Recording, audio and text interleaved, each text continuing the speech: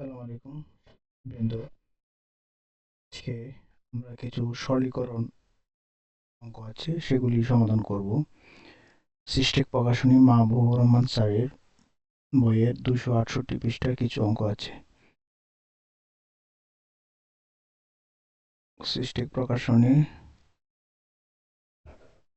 Page নং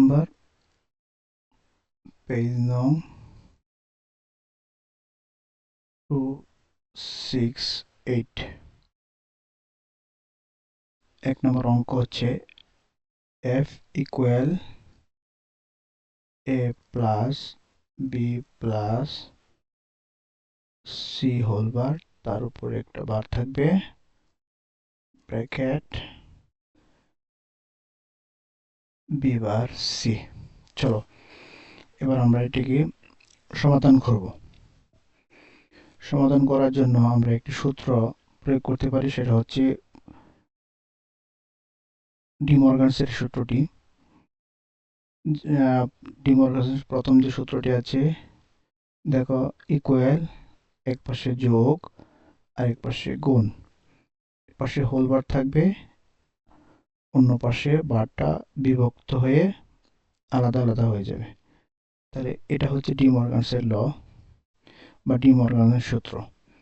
তাহলে আমরা লিখতে পারি A plus B whole bar equal A bar গুণন বি বার। তাহলে এখানে আমরা সূত্রটি অ্যাপ্লাই করব।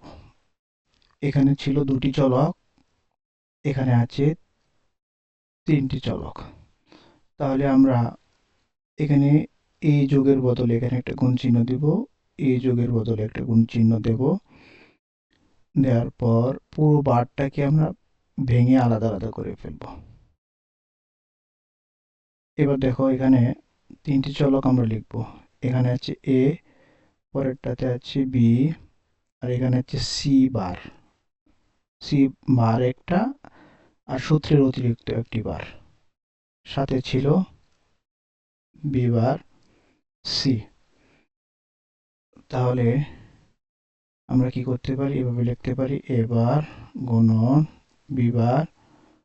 তোমাদেরকে একটি সূত্র পড়িয়েছিলাম গত ক্লাসে, কোনো কিছু চলকের উপর দুটি বার থাকলে বারে বারে কাটা গিয়ে ওই চলকটি থাকে।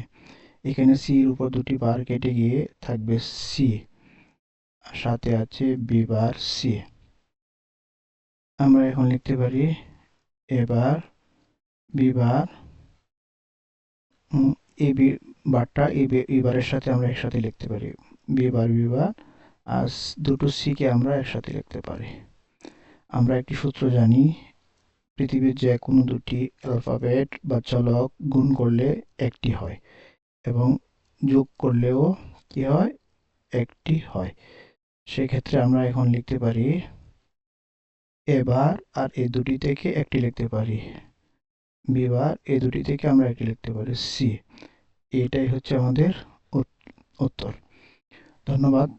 পরবর্তী ভিডিও আমরা কন্টিনিউ করব এই অঙ্কগুলি।